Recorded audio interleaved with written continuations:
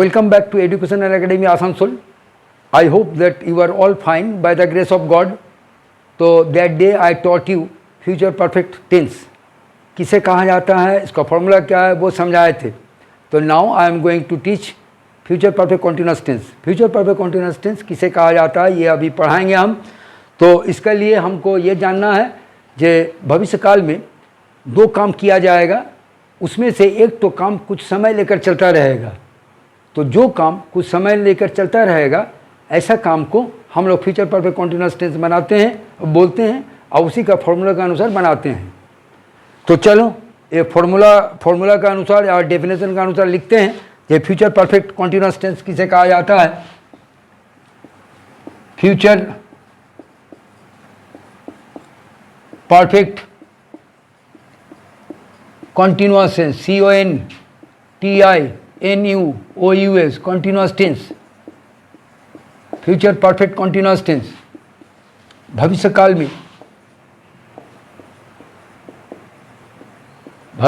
में दो काम के बीच में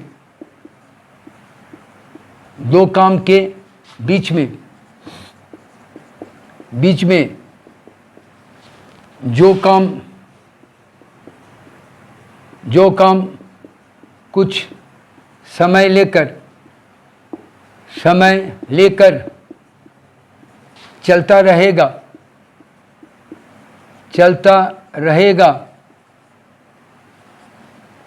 ऐसे काम को फ्यूचर परफेक्ट कॉन्टिन्यूअस टेंस कहा जाता है.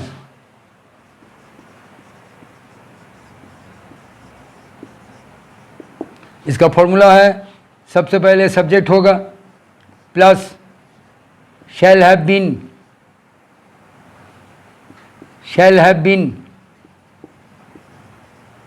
या will have been plus verb 1 plus ING plus object. और जो काम बाद में किया जाएगा,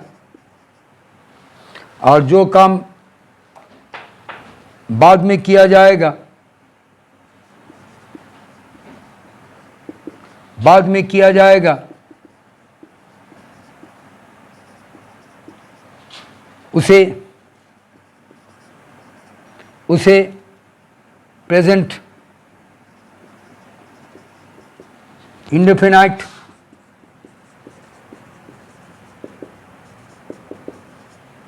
के अनुसार प्रेजेंट इंडेफिनाइट के अनुसार बनाया जाता है. इसका फॉर्मूला फिर यहाँ लिख रहे हैं. प्रेजेंट इंडेफिनाइट के फॉर्मूला तो हम लोग जानते हैं. तो सबसे पहले सब्जेक्ट होगा, फिर वर्ब का पहला रूप होगा, साथ में एस या ES जोड़ेंगे प्लस ऑब्जेक्ट. और दोनों फॉर्मूला को हम लोग बिफोर से जोड़ेंगे. पहले इस फॉर्मूला के अनुसार सेंटेंस बनाएंगे, फिर बिफोर देंगे, फिर इस तरीके का अनुसार बनाएंगे. तो एक बार पढ़ लेते हैं जो हम लोग क्या लिखें. यहाँ लिखे, जब भविष्य काल में दो काम के बीच में जो काम कुछ समय लेकर चलता रहेगा, ये चलता रहेगा को दागी मारो, अंडरलाइन करो. समय लेकर चलता रहेगा, इसको अंडरलाइन करो, चलता रहेगा, ऐसे काम को फ्यूचर परफेक्ट कॉन्टिन्यूअस टेंस कहा जाता है.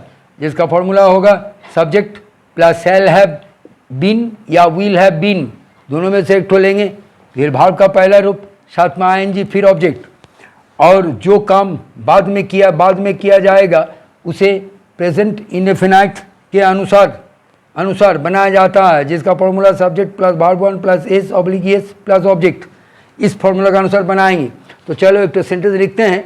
तो उसका लिए ये डिलीट हम कर रहे हैं.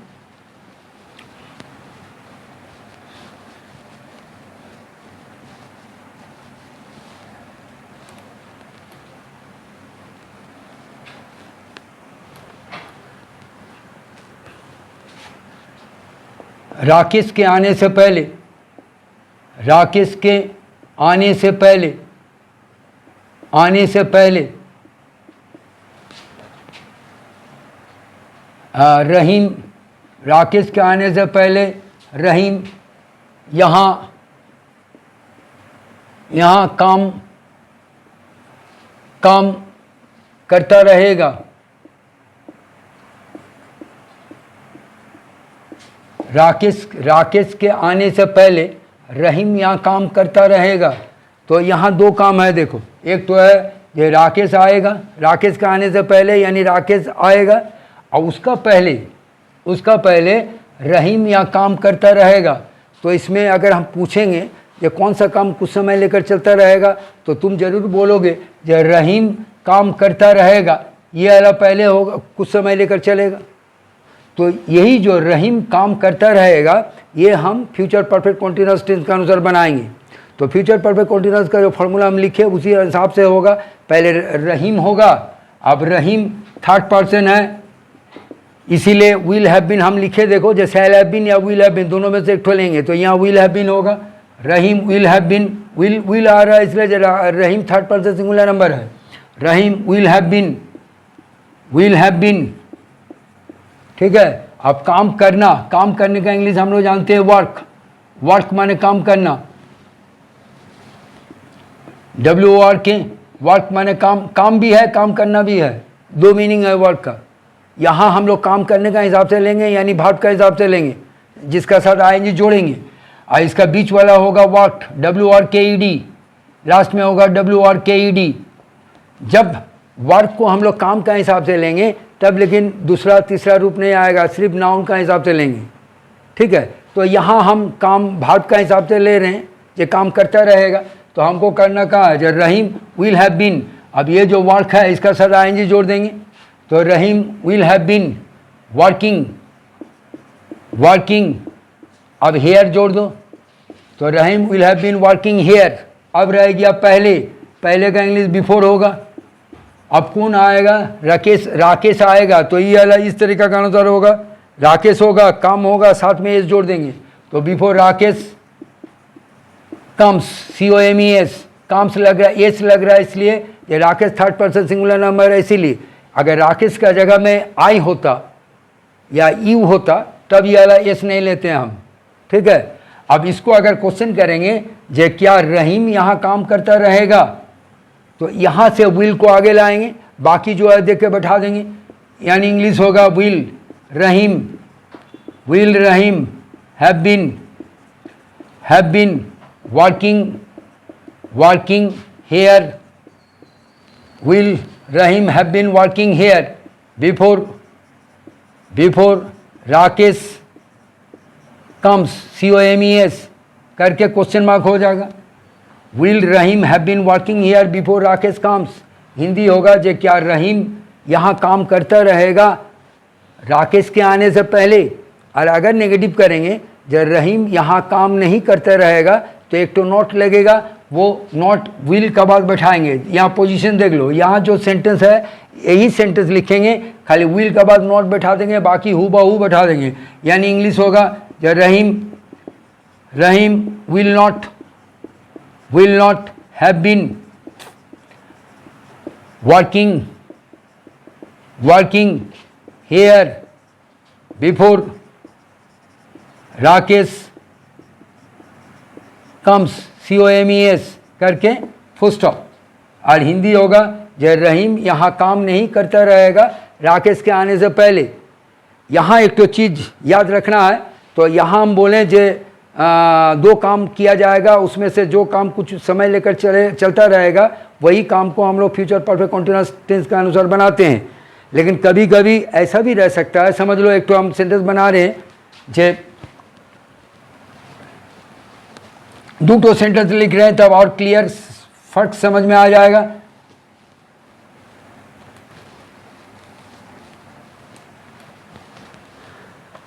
जैसे नंबर 1, मेरा भाई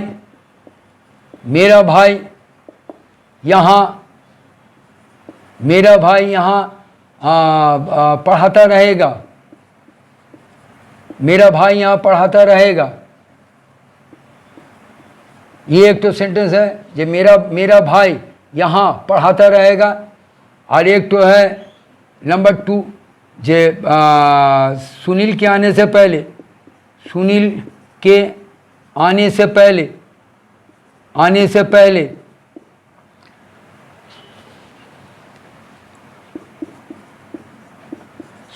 सुनील के आने से पहले मेरा भाई यहाँ पढ़ाता रहेगा, पढ़ाता रहेगा।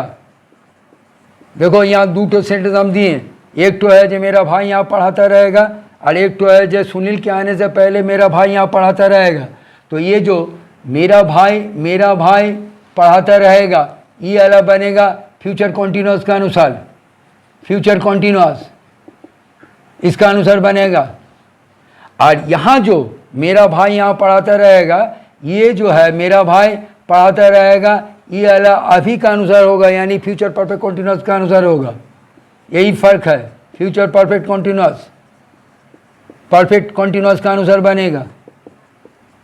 इसलिए ये यहाँ 2 काम है, एक तो सुनील आएगा और एक तो मेरा भाई यहाँ पढ़ाता रहेगा। इसीलिए मेरा भाई यहाँ पढ़ाता रहेगा, ये फ्यूचर परफेक्ट कॉन्टिन्यूअस यानी shall have been, will have been का अनुसार बनाएंगे।